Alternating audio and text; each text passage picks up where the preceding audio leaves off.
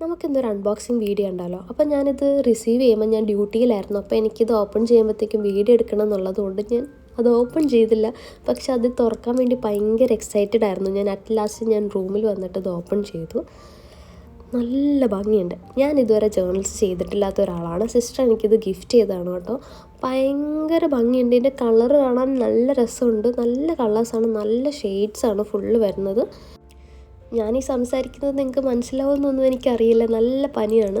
പക്ഷേ ഇതിപ്പോൾ ചെയ്തില്ലെങ്കിൽ ഇതിൻ്റെ എക്സൈറ്റ്മെൻറ്റ് പോകും. അതുകൊണ്ട് ഞാൻ പെട്ടെന്ന് തന്നെ വീഡിയോ എഡിറ്റ് ചെയ്ത് വോയിസ് ഓവർ ചെയ്യുകയാണ് ചെയ്തത് കേട്ടോ. അതിൻ്റെ അകത്ത് മെമോ പാർട്സും ചെക്ക് ലിസ്റ്റ് കാർഡ്സും കുറേ സ്റ്റിക്കേഴ്സ്, ഇതുപോലത്തുള്ള പിക്ചേഴ്സ്, പിന്നെ എൻവലപ്സ് ഉണ്ട്, പിന്നെ വാഷി ടേപ്സ് ഉണ്ട്, പിന്നെ ഗ്രിഡ് ലൈൻ വരുന്ന പേപ്പേഴ്സും കാര്യങ്ങളൊക്കെ വരുന്നുണ്ട് കേട്ടോ. നല്ല ക്വാളിറ്റിയിലാണ് കേട്ടോ ഇത് വരുന്നത്. നല്ല ക്വാളിറ്റി എന്ന് വെച്ചാൽ സൂപ്പർ ക്വാളിറ്റിയാണ് വരുന്നത്.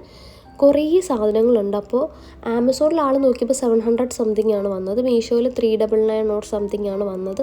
പക്ഷെ ആ പ്രൈസിന് നല്ല വർത്ത് ആയിട്ടുള്ള പ്രൊഡക്ട്സാണ്. നമുക്ക് 1 ഇയർ ജേർണൽ ചെയ്യാനുള്ള സംഭവം ഉണ്ടെന്ന് തോന്നുന്നു.